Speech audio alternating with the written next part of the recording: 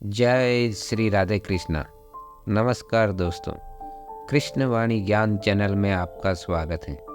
दोस्तों, आज की वीडियो में हम जानेंगे महाभारत के दौरान श्री कृष्ण युद्ध के दौरान अर्जुन को कहे गए अनमोल ज्ञान की बात। तो वीडियो को पूरा लास्ट तक ध्यान और मन लगा करके पूरा सुनिएगा। वीडियो को शुरू करते हैं। वह सब कुछ करो जो तुम्हें करना है, लेकिन लालच से नहीं, अहंकार से नहीं, वासना से नहीं, ईर्ष्या से नहीं, बल्कि प्रेम, करुणा, नम्रता और भक्ति के साथ। इस शरीर का मोह मत करो, ये तो माटी है, माटी में मिल जाएगा। अमर तो आत्मा है जो परमात्मा में मिल जाएगी। जो कुछ हुआ है अच्छे के लिए हुआ है, जो हो रहा है अच्छे के लिए हो रहा है, जो होगा वह भी अच्छे के लिए ही होगा। श्रीमद् भागवत गीता में भगवान श्री कृष्ण के उपदेशों का वर्णन, जिसमें मनुष्य को जीवन, कर्म, ध्यान, शांति, सत्य, योग और सफलता के बारे में बताया गया है। जो ज्ञान किसी भी मनुष्य के जीवन में बहुत उपयोगी सिद्ध होता है। श्रीमद् भागवत गीता में भगवान श्री कृष्ण ने अपने शिष्य अर्जुन को कुरुक्षेत्र में न केवल ज्ञान की बातें बताई, उसके साथ ही जीवन जीने की कलाओं के बारे में भी बताया है, जो कि हर मनुष्य के लिए प्रेरणा स्रोत का कारण होता है। श्री कृष्ण के उपदेश हमें धर्म के मार्ग पर चलते हुए अच्छे कर्म करने की शिक्षा देते हैं। कर्म किए जाओ, फल की चिंता मत करो। आत्मा अमर है, इसलिए मरने की चिंता मत करो। इस संसार में कुछ भी अस्थायी नहीं है। नरक के 3 द्वार हैं, काम, क्रोध और लोभ। मौन सबसे अच्छा उत्तर है किसी ऐसे व्यक्ति के लिए जो आपको शब्दों को महत्व नहीं देता। आत्मा का अंतिम लक्ष्य परमात्मा में मिल जाना होता है। धर्म केवल कर्म से होता है। कर्म के बिना धर्म की कोई परिभाषा ही नहीं है। अहंकार करने पर ईश्वर की प्रतिष्ठा, वंश, वैभव तीनों ही समाप्त हो जाते हैं। मैं सभी प्राणियों के हृदय में स्थित आत्मा हूँ। मैं सभी प्राणियों का आदि, मध्य, अंत भी हूँ। सत्य कभी नष्ट नहीं हो सकता। अच्छा करने से नहीं डरना चाहिए। समय कभी नहीं रुकता। आज यदि बुरा चल रहा है तो कल अवश्य अच्छा आएगा। आप केवल निस्वार्थ भाव से कर्म कीजिए, केवल वही आपके हाथ में है। मनुष्य कितना भी गोरा क्यों ना हो, परंतु उसकी परछाई सदैव काली होती है। मैं श्रेष्ठ हूँ यह आत्मविश्वास है, लेकिन सिर्फ मैं ही श्रेष्ठ हूँ यह अहंकार है।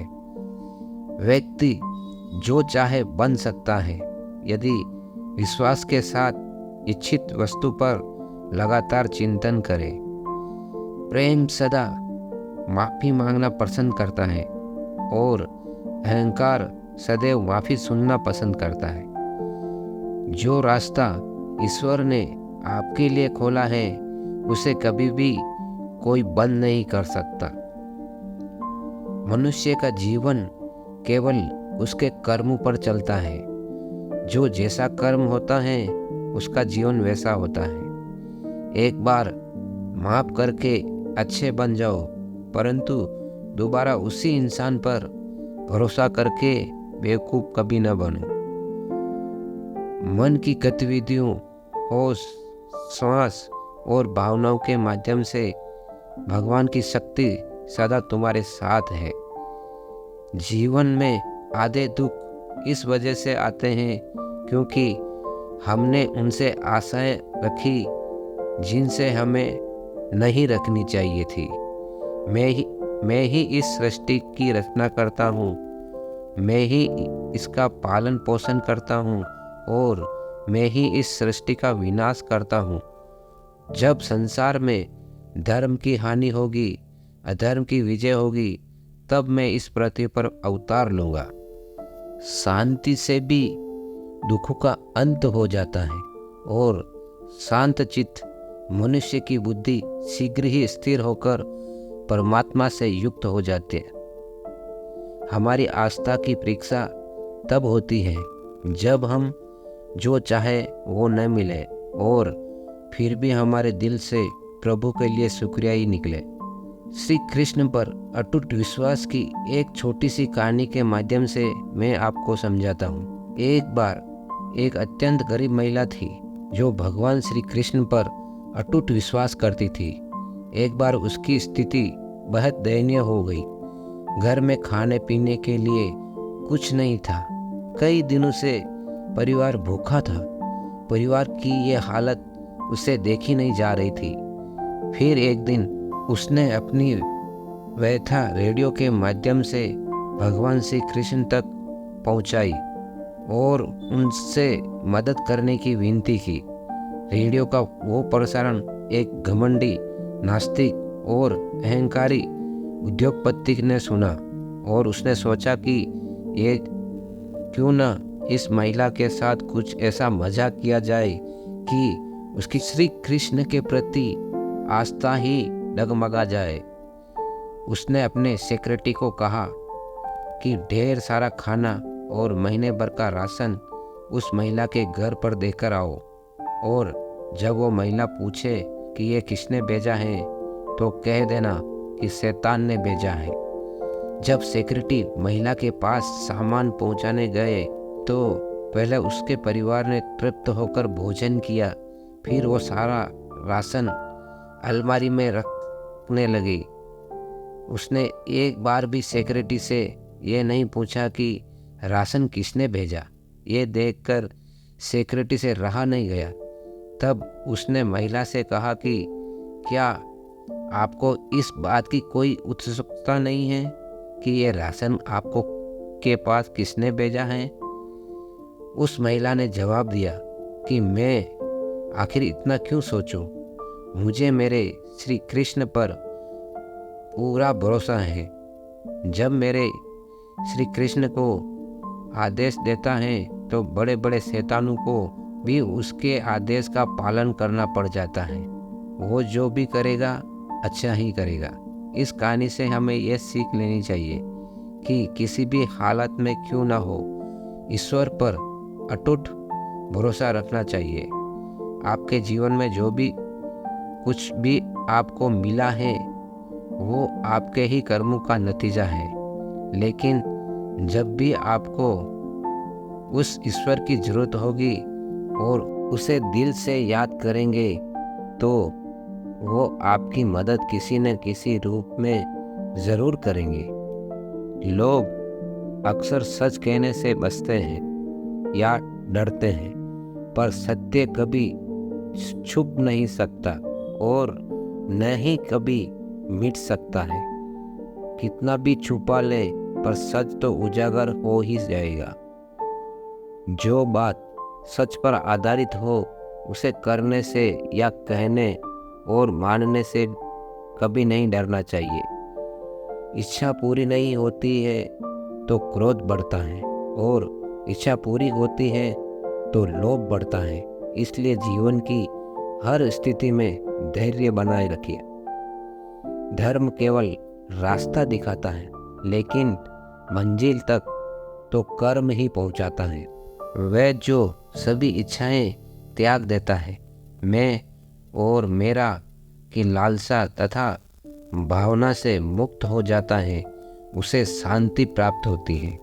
श्री कृष्ण ने कहा है, अगर तुम्हें किसी ने दुखी किया है तो बुरा मत मानना। लोग उसी पेड़ पर पत्थर मारते हैं जिस पेड़ पर ज़्यादा मीठे फल होते हैं। स्वार्थ से रिश्ते बनाने की कितनी भी कोशिश करें वो कभी नहीं बनते हैं और प्रेम से बने रिश्तों को कितना भी तोड़ने की कोशिश करे वो कभी नहीं टूटते हैं। अगर व्यक्ति शिक्षा से पहले संस्कार, व्यापार से पहले व्यवहार और भगवान से पहले माता पिता को पहचान ले तो जिंदगी में कभी कोई कठिनाई नहीं आएगी। जिस मनुष्य ने जवानी में बहुत पाप किए हैं उसे बुढ़ापे में नींद नहीं आती है। श्री कृष्ण कहते हैं कि मनुष्य को अपने मन को बार बार समझना चाहिए कि ईश्वर के सिवा उसका कोई नहीं है। परिवर्तन इस संसार का नियम है। कल जो किसी और का था आज वो तुम्हारा है एवं कल वो किसी और का होगा।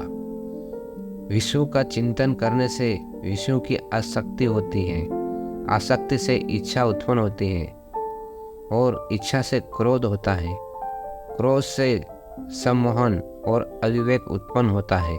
जो कुछ हुआ अच्छे के लिए हुआ, जो हो रहा है अच्छे के लिए हो रहा है, जो होगा वह भी अच्छे के लिए ही होगा। मेरे लिए न कोई घृणित है और न ही कोई प्रिय, न कोई निर्धन है और न ही कोई धनी। बस जो भक्ति भाव के साथ मुझे याद करते हैं मैं उनका हूँ और वो मेरे हैं। आप वही हैं जिसमें आप विश्वास करते हैं। आप वह बन जाते हैं जो आप मानते हैं कि आप बन सकते हैं। अगर तुम अपना कल्याण करना चाहते हो तो सभी तरह के उपदेशों, सभी धर्मों को छोड़कर मेरी शरण में आ जाओ। मैं तुम्हें मुक्ति प्रदान करूंगा।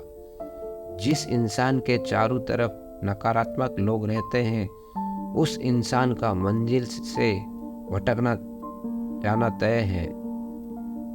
जिंदगी में सब कुछ खत्म होना जैसा कुछ भी नहीं होता। हमेशा एक नई शुरुआत हमारा इंतजार कर रही होती है। श्री कृष्ण कहते हैं, इंद्रियों के अधीन होने से मनुष्य के जीवन में विकार और परेशानियां आती हैं। सुख दुख का आना जाना सर्दी गर्मी के आने जाने के जैसा ही है, इसलिए इन्हें सहन करना सीखना ही उचित है। निर्बलता अवश्य ईश्वर देता है, परंतु मर्यादा मनुष्य का मन खुद निर्माण करता है। जीवन में वाणी को संयम में रखना अनिवार्य है, क्योंकि वाणी से दिए हुए गांव कभी भरे नहीं जा सकते हैं। मनुष्य उसके लिए शोक करता है जो शोक करने के योग्य नहीं है और फिर भी ज्ञान की बातें करते हो। बुद्धिमान व्यक्ति ना जीवित और ना ही मृत व्यक्ति के लिए शोक करते हैं। मैं हमेशा तुम्हारे साथ और तुम्हारे आसपास रहता हूँ, चाहे तुम कुछ भी कर रहे हो। जो हुआ अच्छा हुआ, जो होगा अच्छा होगा। स्वयं को मुझ पर छोड़ दो, अपने कर्म पर ध्यान दो। कर्म ऐसा जो स्वार्थ रहित, पाप रहित हो। जीवन में समय चाहे जैसा भी हो, परिवार के साथ रहो। सुख हो तो बढ़ जाता है और दुख हो तो बढ़ जाता है। वहाँ ग्रस्त होकर अपने कर्तव्य पथ से हट जाना मूर्खता है, क्योंकि इससे ना तो तुम्हें स्वर्ग की प्राप्ति होगी ना ही तुम्हारी कीर्ति बढ़ेगी। श्री कृष्ण कहते हैं कि सत्संग ईश्वर की कृपा से मिलता है, परंतु कुसंगति में पड़ना मनुष्य के अपने ही हाथों में होता है। श्री कृष्ण ने महाभारत के युद्ध में अर्जुन को दिए गए अनमोल ज्ञान को सुनकर आपके मन को शांति मिलेगी। कर्म का फल व्यक्ति को उसी तरह ढूंढ लेता है जैसे कोई बछड़ा सैकड़ों गायों के बीच अपनी माँ को ढूंढ लेता है। इस संसार में कुछ भी अस्थायी नहीं है। मैं सभी जीवों में विद्यमान हूँ। मैं चींटी में हूँ, मैं और हाथी में भी विद्यमान हूँ। मेरे भी कई जन्म हो चुके हैं, तुम्हारे भी कई जन्म हो चुके हैं। ना तो मेरा अंतिम जन्म है और ना ये तुम्हारा अंतिम जन्म है। व्यक्ति कर्म करने से कभी छुटकारा नहीं पा सकता, इसलिए तुम्हें हमेशा कर्म करते रहना चाहिए, क्योंकि कर्म के बिना तुम्हारे शरीर का निर्वाह भी नहीं हो सकता है। परिवर्तन ही संसार में अस्थायी है, इसलिए परिवर्तन से नहीं भयभीत होना चाहिए। जो लोग दूसरों की सहायता करते हैं, ईश्वर उनकी सहायता करते हैं। जब यह संसार ही अस्थायी नहीं है, तो इस संसार की कोई वस्तु कैसे अस्थायी हो सकती है। आत्मा शरीर को वैसे ही छोड़ देती है जैसे मनुष्य पुराने कपड़ों को उतार कर नए कपड़े धारण कर लेता है। मन शरीर का हिस्सा है। सुख दुख का एहसास करना आत्मा का नहीं, शरीर का काम है। मान अपमान, लाभ हानि, गम और खुशी सब मन का खेल है। दोस्तों, वीडियो यहीं पर समाप्त करते हैं।